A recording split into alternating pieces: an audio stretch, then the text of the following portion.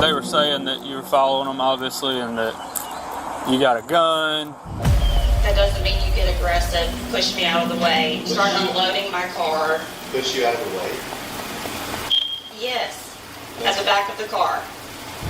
Lindsay was not answering their phone calls all day today, so they thought she killed herself, to be honest. Lindsay, your reaction to going home. Your message for the boys. Lindsay, are you excited to see the boys? Your message for your boys at home? Behind the glamour of an NFL star and a pageant queen lies a web of betrayal and a chilling murder-for-hire plot. But where are my kids? I don't know. They got to be with your husband. Discover the shocking twists and turns of the Shiver saga that rocked both the sports and beauty worlds. She's the ex-beauty queen accused of hiring a hitman to kill her husband. How you guys feeling today? We're ready to see what's happening today. We're hopeful. You confident? We're hopeful. You're hopeful? Yes. Welcome to the channel, where we dive deep into the stories that make headlines and reveal the hidden truths behind them. From celebrity secrets to high-stakes true crime drama, we bring you the facts with integrity and style. The whole reason we're here is they said that you were following them, and they said you were harassing them. Don't miss out on the full story of Lindsay and Robert Shiver's dramatic downfall. Your opinion matters. Join our community and stay updated on every twist and turn in this jaw-dropping scandal. Lindsay Shiver, a 36-year-old pageant queen, is married to Robert Shiver, a 38-year-old former NFL star. They have 3 beautiful kids, a multi-million-dollar mansion in Georgia, and a luxurious vacation home in the Bahamas, where their neighbors include Michael Jordan and Tom Brady. It sounds like a dream life, right? But things took a turn for the worse. In February 2023, both Lindsay and Robert wanted a divorce. So what's going on? Y'all are separated, or what's the deal? We have filed for divorce. Okay. Living in the same house. It's hell on earth, as you can imagine. Okay. But anyway, woke up this morning. We have travel plans to leave. And he's insisting that I don't go. Okay. The big issue? Both of them wanted custody of the kids, even though they were separated and fighting over custody. Where's your husband been staying? Oh, at my house. Okay. It's a lovely situation. So he just isn't home? He hasn't come home yet? Okay. I'll try my son, who I tried earlier and had talked to, and he told me they were in Wiggum. But now I'm sure Robert's got him not answering the phone. Lindsay continued living in the same house with the kids and Robert. This made things even more tense. Living together while separated created a lot of friction. They often clashed, and one such incident was caught on police body cam footage on April 30th, 2023. The video shows Lindsay talking to first responders and her mother-in-law in Thomasville, Georgia. Lindsay explained that she was in a heated custody dispute over her children. Lindsay Shiver was born Lindsay Shirley on October 28, 1986, in Dothan, Alabama. At the time of the incident, she was 36 years old. Her parents live happily together, and she has 2 brothers, making for a close-knit family. Lindsay attended Houston Academy, a private school, before moving on to Troy University and then Auburn University, both in Alabama. In 2005, she was named Miss Houston County and competed in the National Peanut Festival pageant, where she won second runner-up. She graduated from Auburn in 2009 with a degree in marketing. Lindsay explained to the responding officer that she was in the process of a divorce and was now caught in a custody dispute with her family.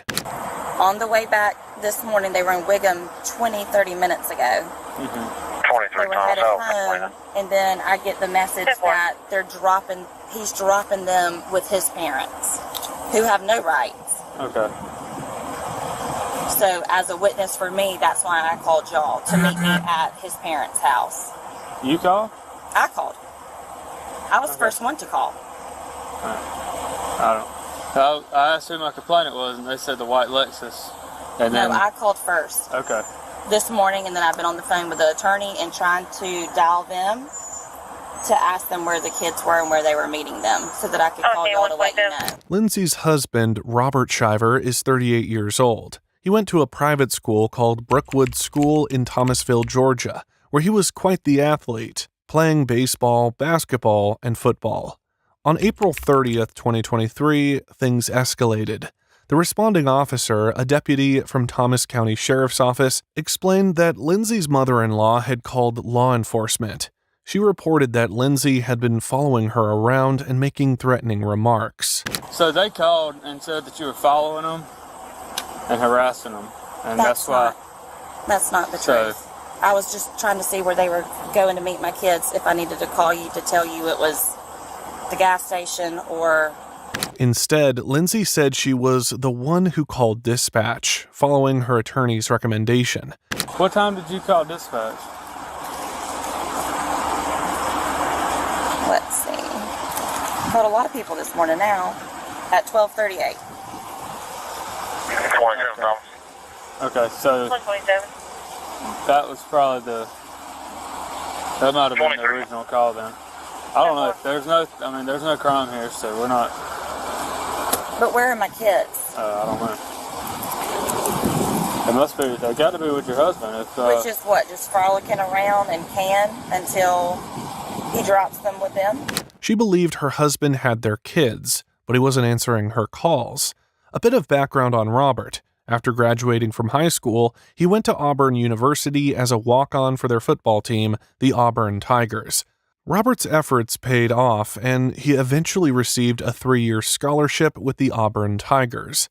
By his senior year, he was listed on the 2008 roster as a deep snapper, standing 6'3" and weighing 222 pounds. He went on to have a short stint in the NFL, playing for the Atlanta Falcons.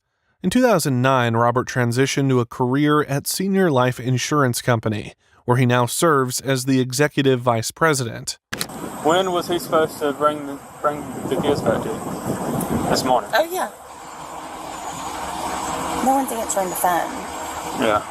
The sheriff's deputy explained that Lindsay's in-laws also contacted law enforcement, saying they feared for their safety. The whole reason we're here is they said that you were following them, and they said you were harassing them. And let me read it. I'm pretty sure they said threatening them, but if you didn't talk to them, then... I didn't talk to them at all. During the incident, the first responder noted a gun, which Lindsay denied having.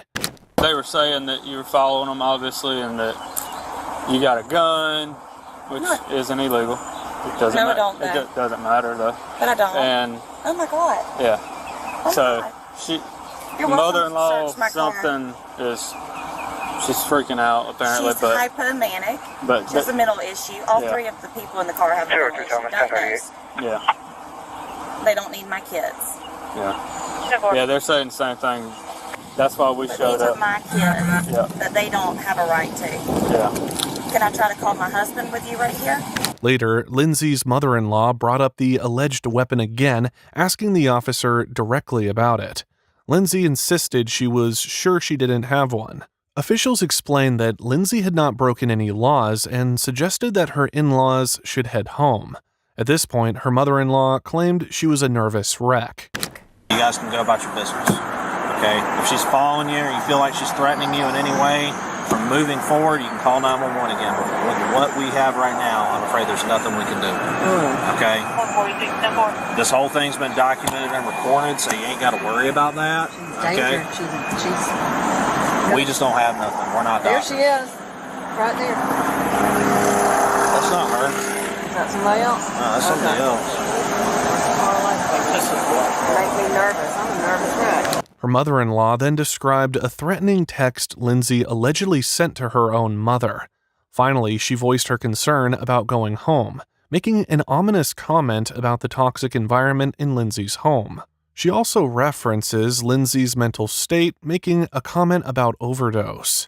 Lindsay was not answering their phone calls all day today, so they thought she had killed herself, to be honest, and had taken an overdose or something. Lindsay was not answering their phone calls all day today, so they thought she had killed herself. That's how the body cam footage captured a glimpse of the custody battle between an NFL star and his pageant queen wife.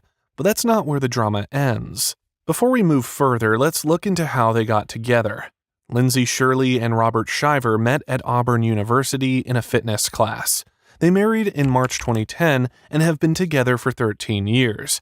The couple has 3 young boys aged 4, 10, and 11. As time went on, Lindsay started to change. She ended up in an affair. From the outside, everything seemed perfect, but she had been bored for a long time.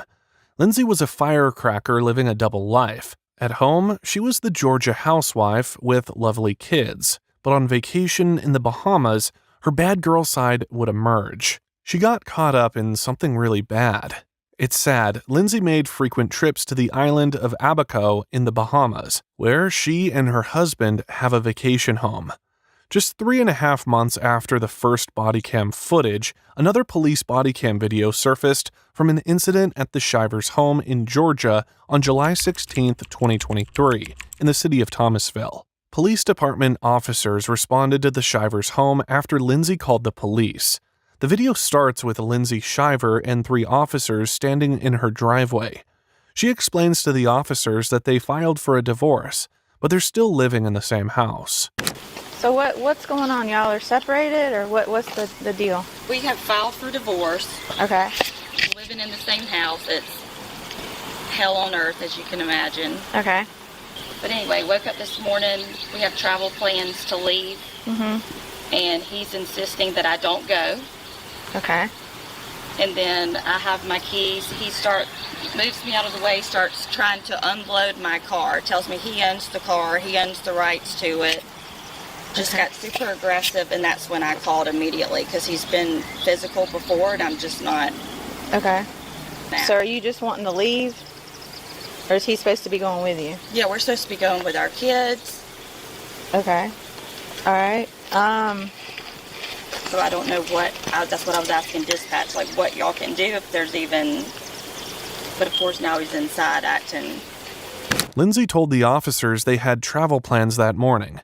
She called the police because her husband physically moved her away from her car and tried to unload their kids' suitcases from it. The Shivers' vacation home is on Great Abaco Island, one of the smaller, less populated spots in the Abaco chain of islands. Robert suspected Lindsay was cheating and hired a private investigator to follow her around the island in the Bahamas. The PI took photos of Lindsay with her 28-year-old lover, Terrence Adrian Bethel, who goes by Adrian. When Robert found out about the affair in February, Lindsay's family and friends urged her to end the fling and come to her senses. But by then, Lindsay had become completely obsessed with Adrian. This obsession created a rift between her and Robert, leading to the police being called to their residence for what essentially turned into a domestic violence case. The responding officer asked Lindsay what she wanted them to do and how they could help her. I mean, I don't know what it is that you want us to do. I mean, if y'all have filed for divorce and y'all are going on a vacation, other than telling him he needs to calm down, I don't personally recommend you go on a vacation if there's an issue like that and y'all have filed for divorce. Right. I mean, it's obviously a hostile situation. Right. So is there a way that you can go without him, or? I mean, the best thing, what we're going to do is tell y'all that y'all need to separate. Right. I mean, has he put his hands on you that, have y'all been physically aggressive today? I mean. No, just besides him moving me out of the way of my car to get to it. Okay, what do you mean he moved you out of the way? Like pushed me out of the way so he could get to my car and start unloading it. Okay. The officers then wanted to speak with Robert after asking Lindsay if he had done anything physical to her or put his hands on her. Okay, so what's going on this morning?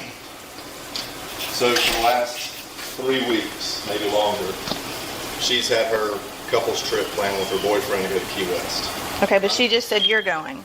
I'm taking my kids, my 3 boys, to the Bahamas this morning. Our kids. Our kids.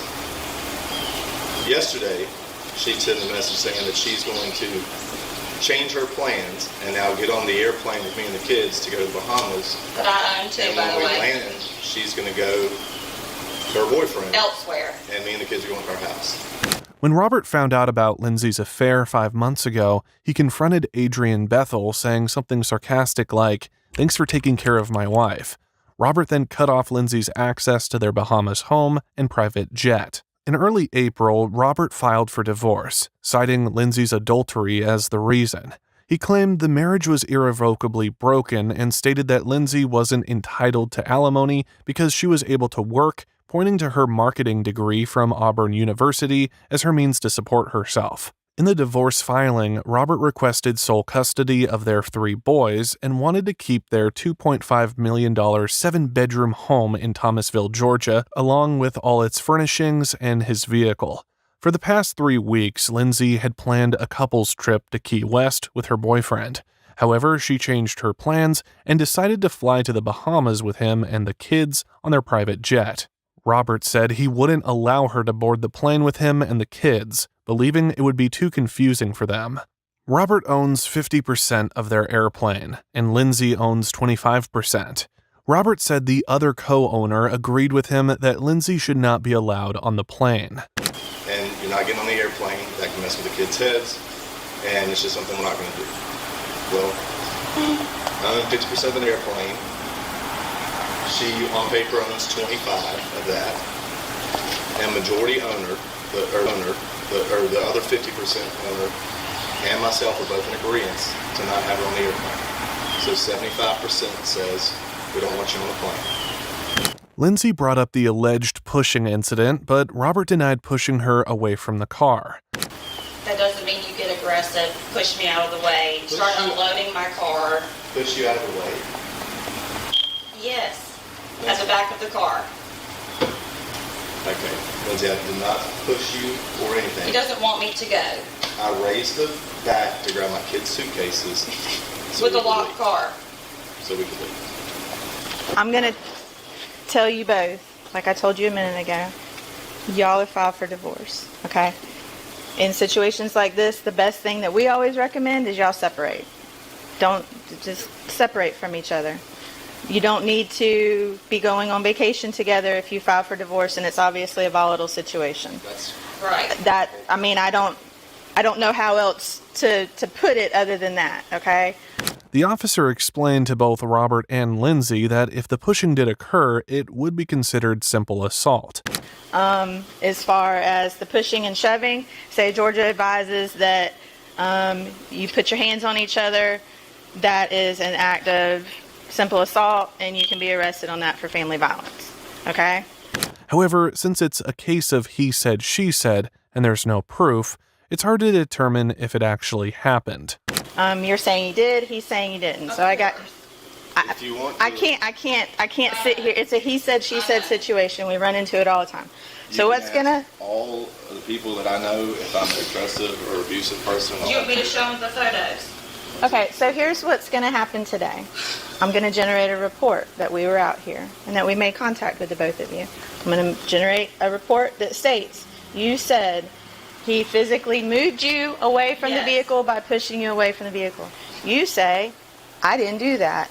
I opened the back hatch of the vehicle, got suitcases out. Suitcase, and she stepped in front saying you're not grabbing them and moved me out of the way. Exactly. And move you, Robert, for God's sake. that we're not going to go back and forth. That's how we're going to do that. The officer then wrote up a miscellaneous family violence report. Robert then clarifies the legality of moving the luggage from the black Escalade his wife drives into his truck.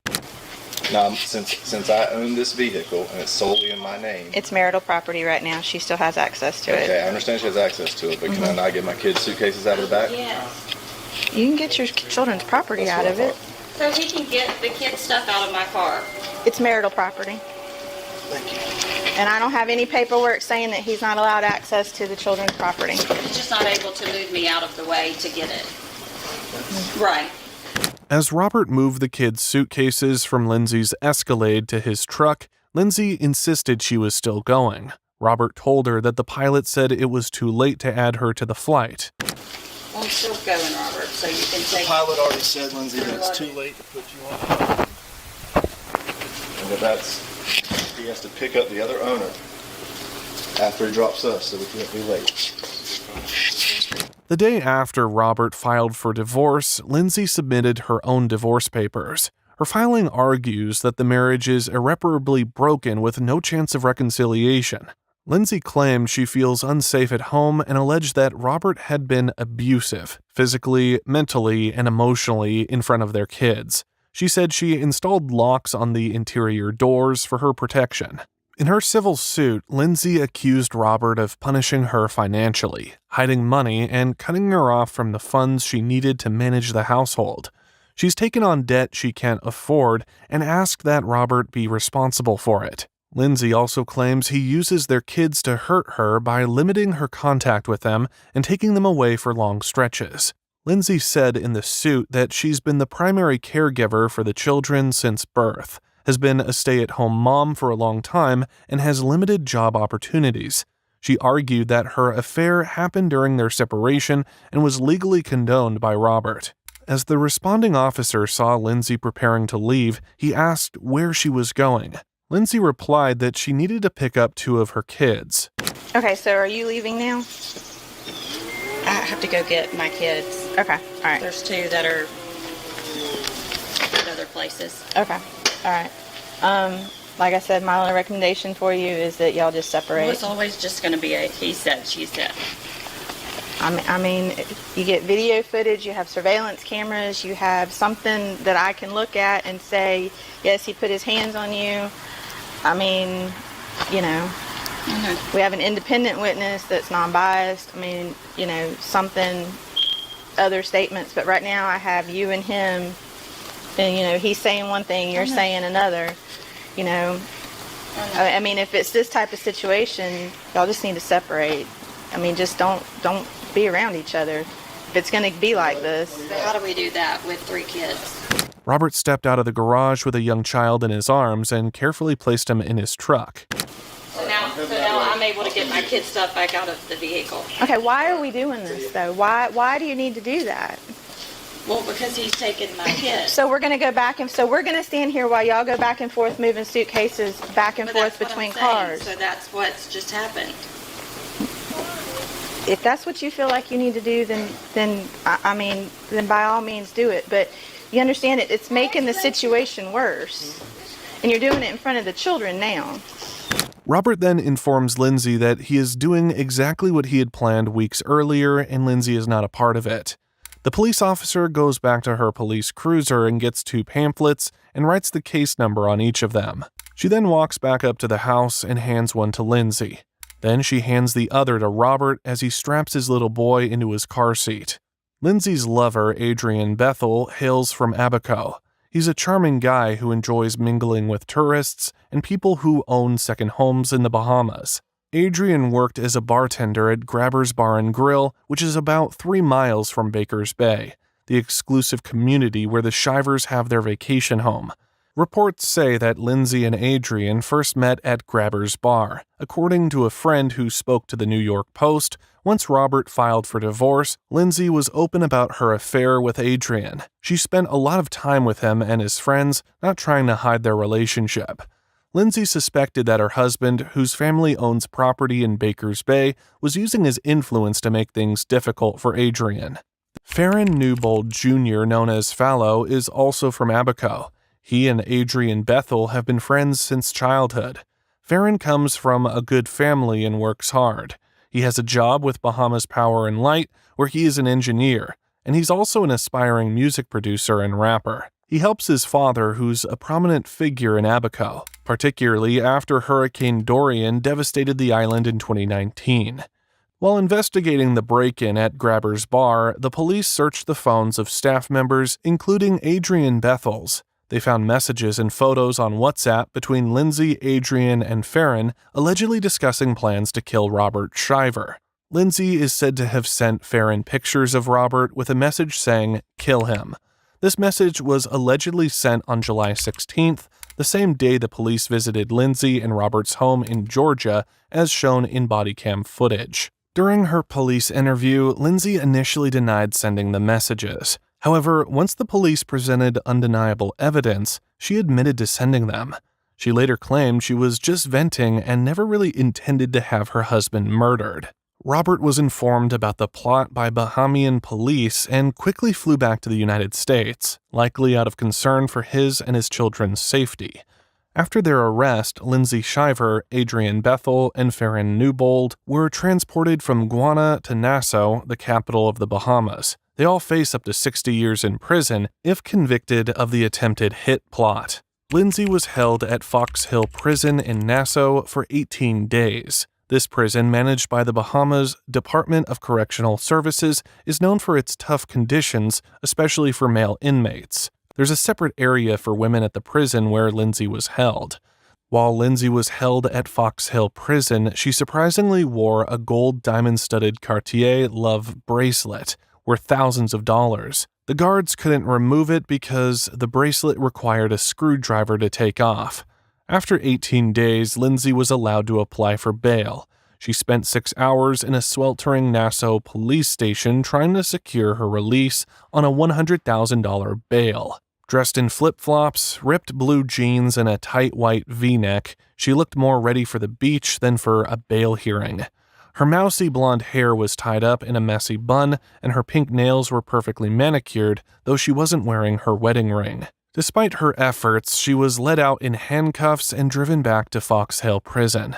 A judge ordered her to spend at least one more night behind bars before her bail hearing the following Wednesday. At first, it was reported that Lindsay's husband Robert had posted her $100,000 bail, but later it turned out he hadn't actually paid it. Instead, Robert had agreed to her release through the prosecutors. Lindsay's family wired the bail money to her Bahamian attorney, and she secured a rental property in the Bahamas, which was a condition of her release. Upon her release, Lindsay spoke briefly with the New York Post. She said, "I really can't say too much right now. It's been hard, but I can't speak about it." She mentioned having issues with her rental car and added, "I have to deal with that now on top of everything else, but I really can't say anything more. I'm sorry. Thank you for being respectful." In October 2023, during the court hearings for Lindsay, Adrian Bethel, and Farron Newbold Jr., the three defendants sat together in a reserved area called the dock. At one hearing, Farron Newbold Jr., wearing a face mask, lowered it and glanced toward the media in the gallery. He seemed curious about the international attention the case was receiving. Lindsay and Adrian Bethel were often seen gazing into each other's eyes and touching, which seemed rather puzzling. Lindsay was even giggling, which baffled many observers. During another court appearance, Lindsay and Adrian's interactions became quite intimate, while Farron Newbold Jr. appeared uninterested in engaging with them. Lindsay's lawyer requested that the legal proceedings be expedited, but the hearing was postponed until December. Prosecutors noted they had not yet completed the voluntary bill of indictment at that time. In December 2023, Lindsay Shiver and the two men pleaded not guilty during a formal arraignment. A trial date was set for March 4, 2024. All three defendants are out on bail, under the condition they stay in Nassau, are tracked by ankle monitors, and adhere to a curfew. Lindsay Shiver is currently out on bail, with some strict conditions. She has to wear a GPS ankle monitor and stick to a curfew. She's rented a Kia sedan for local travel and has leased a place on Cable Beach in Nassau on New Providence Island. She can leave her residence at 6 a.m., but must be back by 8 p.m. Lindsay also has to check in at the Cable Beach police station 3 times a week on Mondays, Wednesdays, and Fridays between 9 a.m. and 6 p.m. Adrian Bethel and Farron Newbold Jr. were each released on a $20,000 bond. They also have ankle monitors, must follow a curfew, and check in 3 times a week at the Central Police Station in Nassau. The three defendants have severe restrictions. They cannot interact with each other or with any witnesses in the case. They're also prohibited from contacting Robert Shiver or coming within 100 feet of him. Lindsay isn't allowed to talk to her children. They must stay in Nassau and have surrendered their passports. Adrian Bethel, after being released on bond, told the Daily Mail that the text messages exchanged between them, Lindsay and Farron, were exaggerated by the police. He expressed belief that the charges would be dropped and declared his love for Lindsay Shiver. On December 22, 2023, Lindsay was allowed to return to her parents' home in Alabama while awaiting her trial in the Bahamas. Robert Shiver has denied Lindsay in-person contact with their children during the holiday season. Lindsay's lawyers say she was able to speak with her kids once via FaceTime on Christmas Day, but has since had no further contact. In a later court hearing, a judge allowed Lindsay Shiver to visit Alabama for Christmas and remain there until her trial in the Bahamas begins. However, the judge stipulated that she could not leave Alabama except for divorce or custody proceedings in Georgia. This means Lindsay is not permitted to travel to Georgia, where her children and former home are located. The boys have been left in the care of babysitters for long stretches during the holidays, instead of being with their mother and extended family in Alabama. They were informed that Lindsay is at their grandparents' home, which has particularly upset the youngest child. Adding to the strain, Robert Shiver sold Lindsay's 2021 Cadillac Escalade without consulting her and removed her personal belongings from the Georgia home they once shared. On September 14, 2023, reality TV star Savannah Chrisley made her relationship with Robert Shiver Instagram official, sharing photos of the two together and kissing. She introduced Robert to her followers, mentioning that he's the guy whose wife recently tried to kill him. Savannah expressed her affection for Robert, highlighting that their romance is very, very new, and noting her appreciation for his normalcy. Savannah revealed that she reached out to Robert through Instagram DMs after reading about him online, admitting with a laugh he's too hot to die. Though the couple is still getting to know each other, Savannah has been impressed by Robert's heart, his ability to listen, and his communication skills. Savannah, who ended her engagement to hockey player Nick Kurtles in 2020, promised not to delve into the drama surrounding Robert's estranged wife. Tragically, just a week after going public with Robert, Savannah's ex-fiancé Nick Kurtles was killed in a motorcycle crash. As Savannah moves forward with her new relationship, she continues to share her happiness on Instagram. On November 5th, she posted more photos with Robert, writing, "You deserve to be happy. You deserve to live a life that lights you up. Don't ever forget that." Lindsay Shiver's trial date, originally scheduled for March 4th, 2024, was moved to the summer of 2024. A magistrate in the Bahamas has rescheduled the trial. Lindsay will still need to attend pre-trial hearings in May and June, and the trial is expected to begin in July 2024. However, Lindsay's attorneys have confirmed that the trial has been further postponed, with a new date set for October 2024. The Shiver saga is more than just a headline. It's a raw, unfiltered look at the unpredictable paths life can take. From romance to betrayal, from idyllic island getaways to courtroom dramas, this story reveals the extremes of human emotion and the impact of our decisions. As Lindsay Shiver heads to trial, the stakes are high, and the lessons are clear. Love, trust, and the choices we make can define our lives in ways we never imagined. This case is far from over, and its final chapters promise to be as riveting as its beginning. Thanks for joining us on this journey through the twists and turns of the Shiver case. If you're intrigued by these kinds of stories, make sure to hit that like button and subscribe to our channel. Keep watching, keep questioning, and stay tuned for more.